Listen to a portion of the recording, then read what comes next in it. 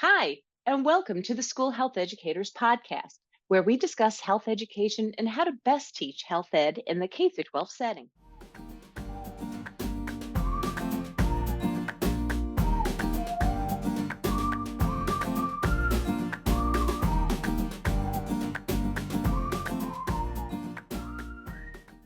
Hi, and welcome to the School Health Educators Podcast. I'm your host, Lori Reichel. Today, we're going to talk about walking the talk with Jessica Lawrence. And I need to be really honest with you all. I have met Jessica, this is over 20 years ago. I met through a former colleague slash friend, Dr. Gary English. And ever since I met Jessica, I've heard about all the wonderful things she's been participating in the health education world. I also follow her on some social media accounts, and I am continuously impressed by her positivity, as well as her professionalism, her care for all the projects she participates in, yet also the care for the people she connects with, which I believe is also the people she works with for her Monday through Friday position. So before I continue telling what I think about Jessica, I'd like to say hi to Jessica. And Jessica, hi. Would you like to say hi to our audience? Yeah, hi everyone. I'm so glad to be here and to talk about health education and school health issues. Appreciate it. I appreciate you. I truly do. I'm so glad this is working out. And would I need to ask, because a lot of listeners do wonder what is the background of other people. Do you mind talking about your background and your professional journey? Sure. When I was a middle school student, I had the best health teacher, Mrs. Bars, and I come home every day and talk about health class. Funny enough, 3 years later, when my brother had health class, my parents didn't even know he was in health class. He didn't talk about it. I knew that I was going to be a health ed major. I went to Ithaca College for health education, got a great education there in New York, and left New York and went to Oregon. And I was a middle school health education teacher in Portland Public Schools for many years, and got really involved with some of the cadre groups and training groups in Portland Public. And in 2003, was hired as the health education curriculum director for the Oregon Department of Education. So I left the classroom many years ago at this point and oversaw health education. That position was unique in that it was funded by CDC. So I worked on what we called coordinated school health, of course, now WISC, whole school, whole community, whole child, and worked with districts that we funded and also oversaw health education. I had the opportunity in 2006 to be 2005, 2006 to be part of the National Health Education Standards Panel Edition 2. And so that work with 17 other professionals around the country really allowed me to kind of get more of you know, a broader feel of what health education looked like nationally. And I left the Oregon Department of Education in 2006 and started Cairn Guidance. So we are going on 20 years. We are celebrating our 20th anniversary this year. We have a lot of really exciting things planned, some free webinars, and our team's really excited.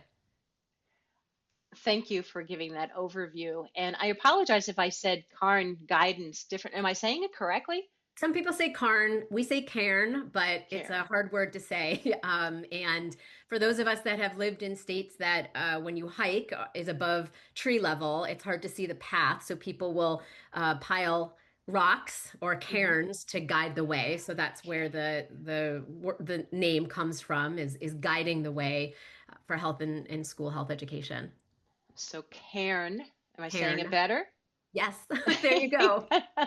I will admit I had to take speech as a first grader and second grader Yep. because I say things as I see it. So it's Home Depot to me, not your Yep. Home Yep. Depot. Makes no sense in my brain. But can you tell us a little bit more, like the background behind Cairn Guidance? Can you tell a little bit of more background? Like, why did you start that? So I had the opportunity when I was at the Department of Education to leave and take on a part-time position doing HIV prevention work as a contractor. And I knew that for 6 months, 20 hours a week, $75 an hour, I had a contract to allow me to do some contract work. And I knew that was an opportunity because when I was at the Oregon Department of Education under a CDC work plan, I didn't have extra time to do other things. But I kept hearing from Oregon Dairy Council, the fire marshal's office that wanted to write a whole fire prevention curriculum, um, all the problem gambling prevention from our public health department. And they wanted their curriculum and their materials in schools. And I just didn't have time. Mm, So I knew that there were potential partners. Oregon was also one of the first states to be funded by Division of Adolescent and School Health Funding. okay. At this point, maybe 40 years ago, they were the pilot state. And so our state and our team of people really kind of set the stage for coordinated school health. And so, because of that, other states wanted to learn. And so immediately, I'll never forget, Nebraska Department of Education had me come when I was a consultant for 4 or 5 days, and I trained them on our institute process, something now we call our Blaze approach, and it's changed over time. But how do you really do systems change when it comes to school health? And so immediately within a year or two, I launched Cairn Guidance, and the pillars have kind of changed and adjusted over time. But overall, that's why I took that leap. There was an opportunity there. And when we were emailing back and forth, you had said that there's basically three buckets that you work with. Do you mind like explaining those three buckets? Sure. So the first is my background and my passion, which is K-12 health education, curriculum instruction and assessment. That's what my master's is in. So that bucket of work includes writing curriculum. We just finished a substance use prevention high school curriculum for Chicago Public Schools and piloted it. We just finished a nutrition curriculum called around All Foods Fit for Portland Public Schools. We also did a K-12 mental health curriculum for Portland. We've done work in partnership with other organizations in New York City. So the curriculum writing piece is a piece of our work, but also the teacher training, the professional development around skills-based health education. We've developed resources and tools for skills-based health education.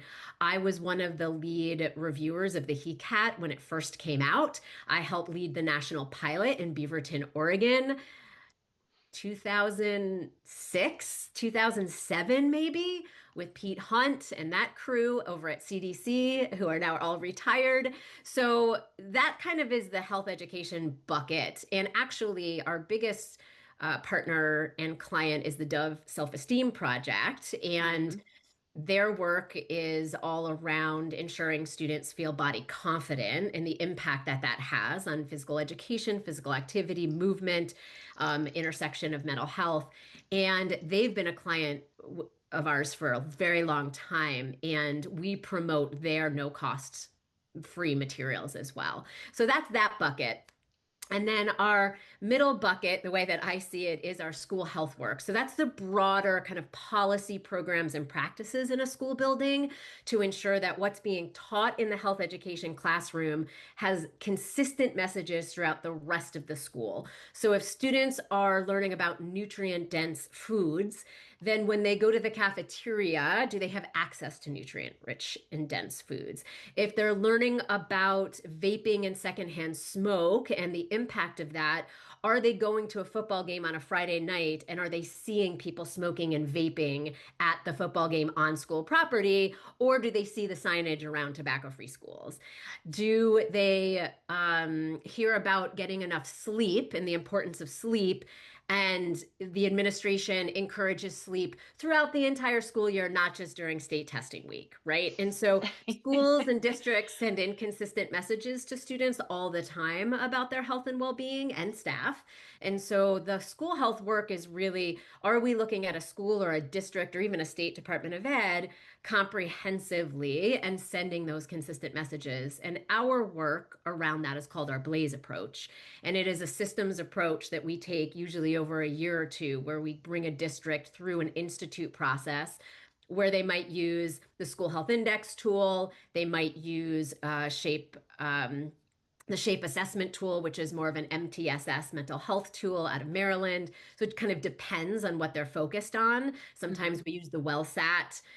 So it just depends on the tools we use, but we're really trying to build a systemic change and structure that's sustainable so that when we leave providing technical assistance and support after a couple of years, there's a full-time position that the district supports and they can continue on this work, whether there is a traumatic event like a natural disaster, or there's a series of suicides or teen pregnancies. The school has adapted and knows how to kind of address things that are going on in a Hmm. way that supports the whole child. And then our third pillar of work are our systems games. And so those were developed 40 plus years ago with US Department of Education dollars with a nonprofit called the Network Inc. That nonprofit closed many years ago, and I was introduced to these games when I was at the Oregon Department of Education because we brought our schools that were doing coordinated school health at the time through the simulation so that anyone doing the system change work was really understanding different adopter types, concerns-based theory, how to address resistance, and really what does change management look like in a school? And I Hmm. know that's buzzwordy, but overall it's change management and addressing, the concerns that people have when you put in a new technology or you change the curriculum or there's a new superintendent. People have stress around change. So, how do you kind of navigate that? And so, we purchased the intellectual property of these games at this point about 7 years ago, have updated them, and they are sold all over the world. And we train on them, and districts and schools purchase them. And we are in the process of creating a third version around creating community change. We get a lot of local agencies, governments, departments of transportation, even nonprofits and community-based organizations like humane societies that want to play the game, but the current games are based in schools and K-12 Okay. education and doesn't quite fit. So we're doing that. So that's our third pillar is these simulations. It's really gamification or a board game that people play and get some pretty amazing essential professional development. And I love how it sounds playful. It is. It's really fun. So, and we know change, like you said, some people don't like change, and yeah, let's have some fun. Let's play. Yes. Let's be self-aware of our own change. You play with 24 people, you play in a team. You have to Hmm. build consensus and you have to make moves, and sometimes people move and sometimes they don't. There's a few resistors built into the game, and so you play Hmm. for 2 or 3 virtual years. The facilitator facilitates that, and in between the years, you really process and think about what this means back home. Yes. So, who might our resistors be, and how do we really address some of their resistance? And, you know, it's not just about firing the resistors. You can't do that. But it's, maybe the resistors have been on paternity or maternity leave, parental leave. Maybe they've taken medical leave and they just didn't know about the change. It's not that they're resistant, they don't know. Could be that the system's harmed them and it's been inequitable for them and they are resistant because of that. So it really teaches leaders or people leading a change, a program, a policy, a practice, a new curriculum, a group of teachers, a curriculum director. This would be great for how do you lead people through change so that they feel really like they've been set up to be successful and that they're willing to embrace that change as long as they're getting what they need to be successful. Wonderful. And wow, your work does so much for so Yes. many. I mean, going from the whole child to all those systems around children, including community. So thank you for all of the work you're doing. Yeah. Yeah. Thank you. Appreciate that. And we'll make sure that when we have the description for today's episode, there's some links in case people want to get in touch with you for a variety of things. I know a lot of people do know about the Dove body confident work and everything because I see that at conferences too.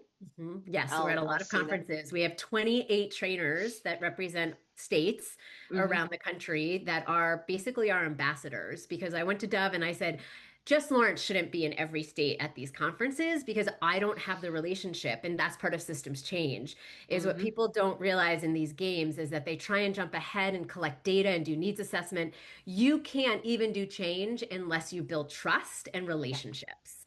And so what we decided to do was actually put real educators in those states. They apply and they get a stipend to reach 200 plus educators in their region. And these trainers have been with us, many of them for a really long time, but they have the relationships built to go to their SHAPE affiliate conference or their ASCA affiliate conference or their school nurse affiliate conference and promote these resources.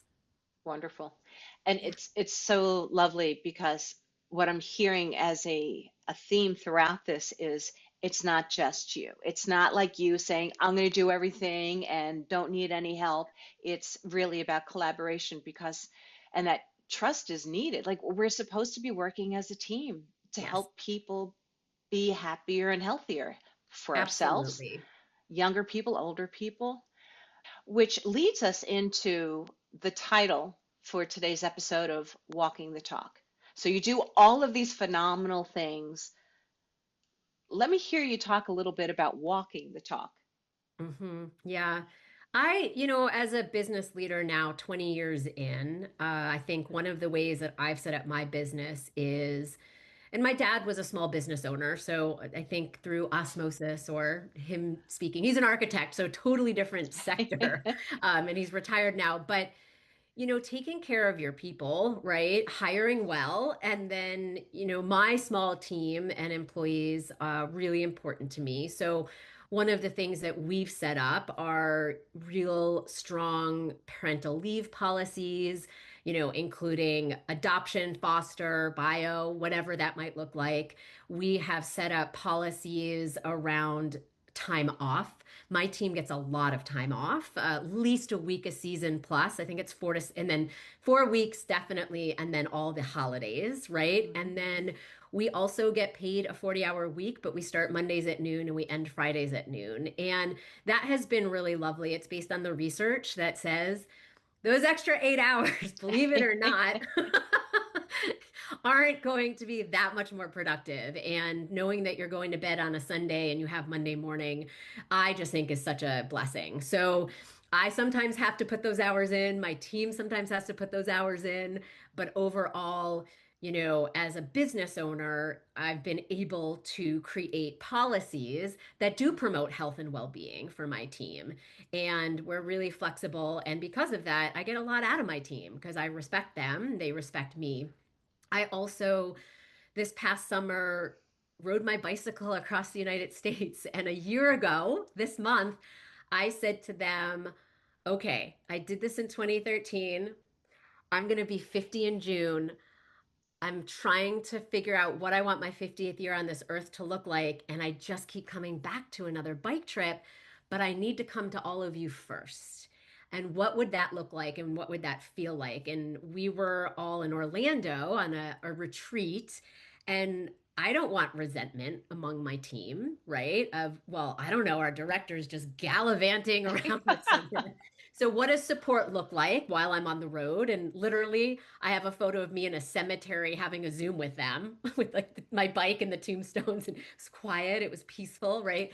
And then, on a bench in Malibu, right? It's just all the funny moments. But how do I continue to support them, but also just model another life goal and not be worried that I'm not doing business development and work and just know that maybe the story, whatever that story is, ends up actually bringing us more work. You just never know. And Mhm. I have keynoted on my 2013 bicycle trip, Do Something Extraordinary, have relaunched that.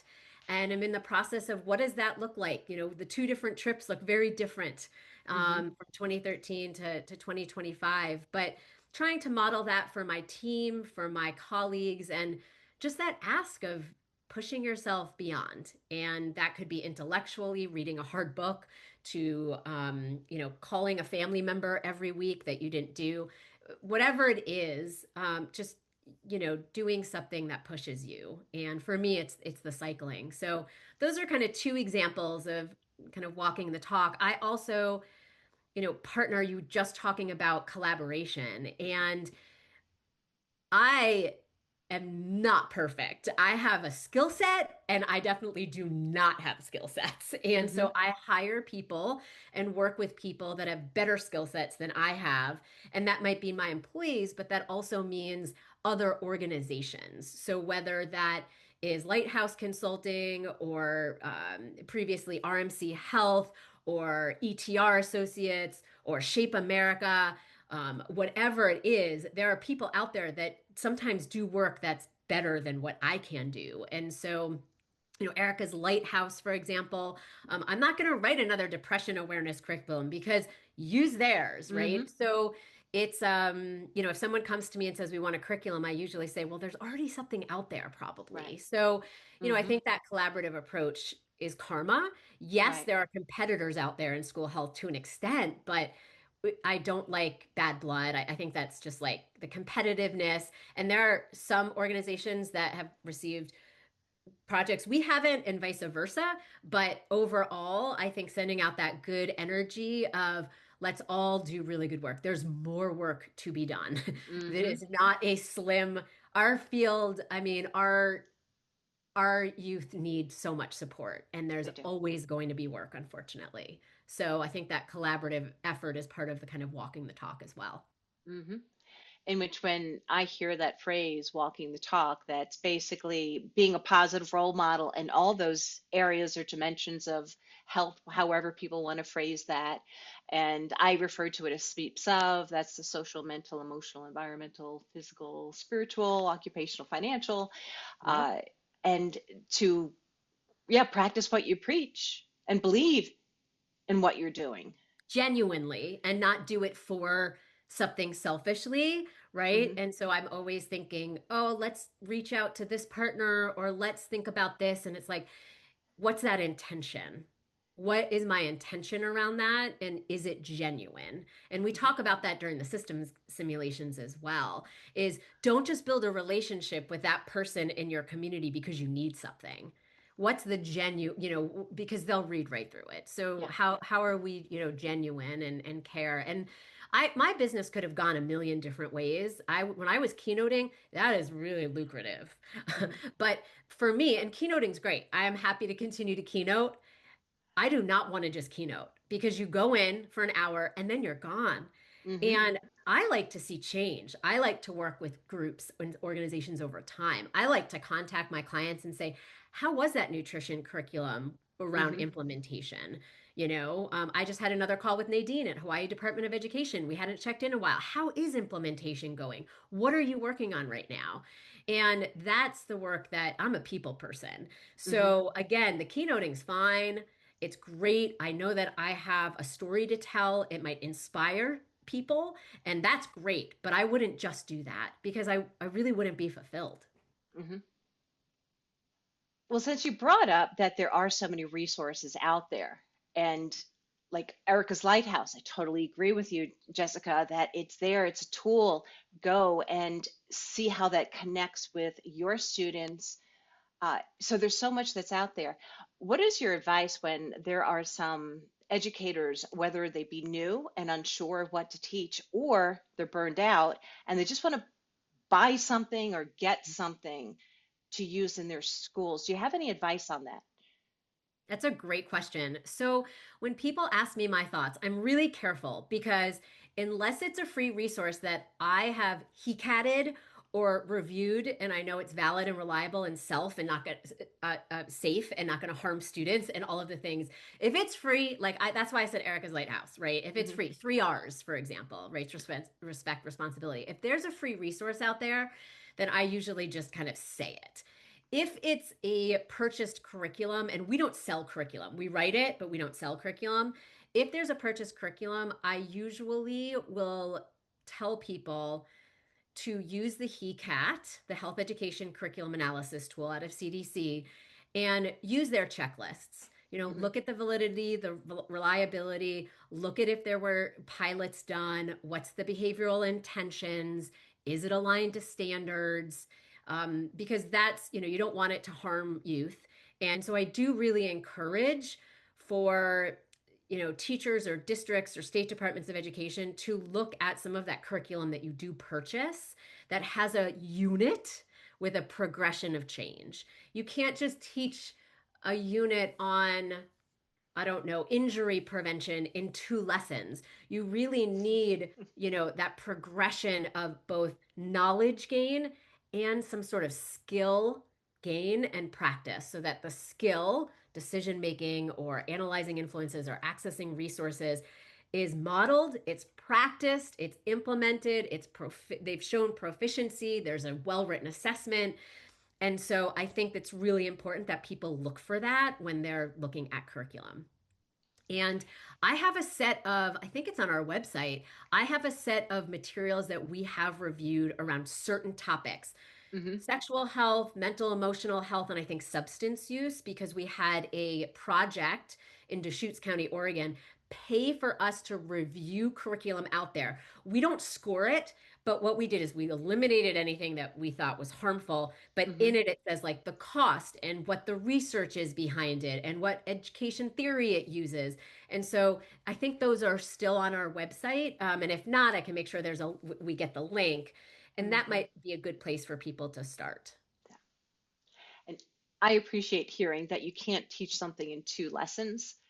And that's something that when I train, I teach a lot of the methodology courses at my college. And it's like, oh, we're done with, we did this for 2 or 3 days and we're done. It's like, well, it's like I try to explain that the skills are like going to Europe. And if you do a trip and you have 14, 15 days and you're like, well, I want to go see this Sicily and then I want to go to a London, A some of great the example. highlights in London, and then I want to go to Paris. And it's like what you're going to get at the end of the trip is you're not going to get into the culture of each area. You're going to know how to be transported from one place to the other. It might be the train system that you really get to know and how to be occupied on the train A instead great of example. going all over is let's stay in Italy. Depth. Like my partner and I, we were in the Dolomites for 9 days and it was like, oh, wow, look at this Yes. culture. And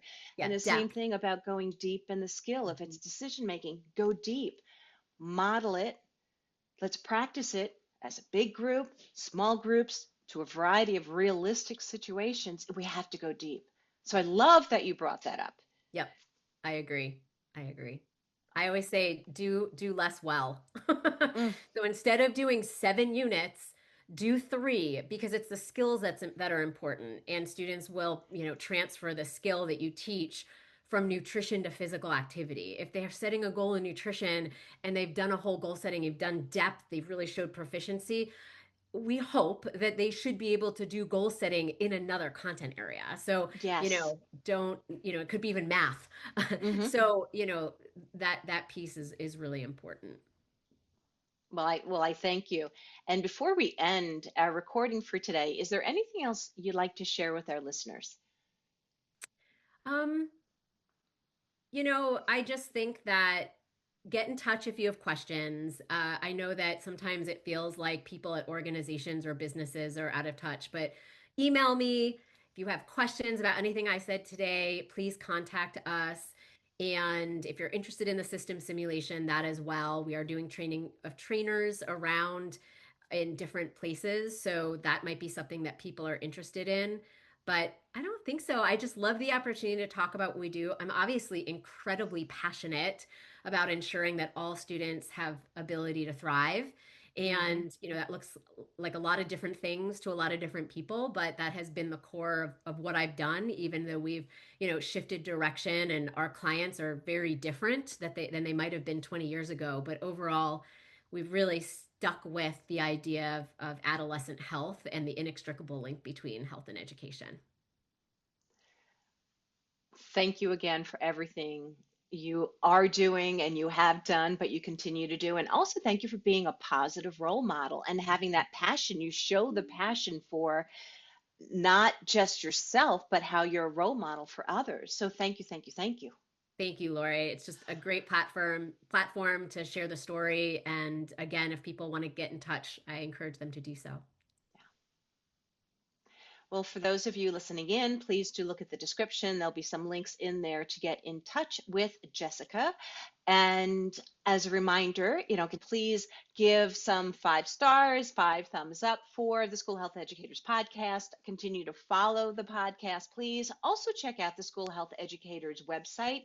There are links to Cairn Guidance, as well as all the resources like the Confident Me with the Dove campaign and everything. We have some links. We occasionally need to update that, but please go and check out that website. And thank you for doing what you're doing. Please continue to be you. Please walk the talk as much as possible, because having positive role models out there are so beneficial for children and youth. So thanks again, and I hope you have a great rest of your day, folks. Bye, everyone. Thank you so much. Thank you for everything that you're doing.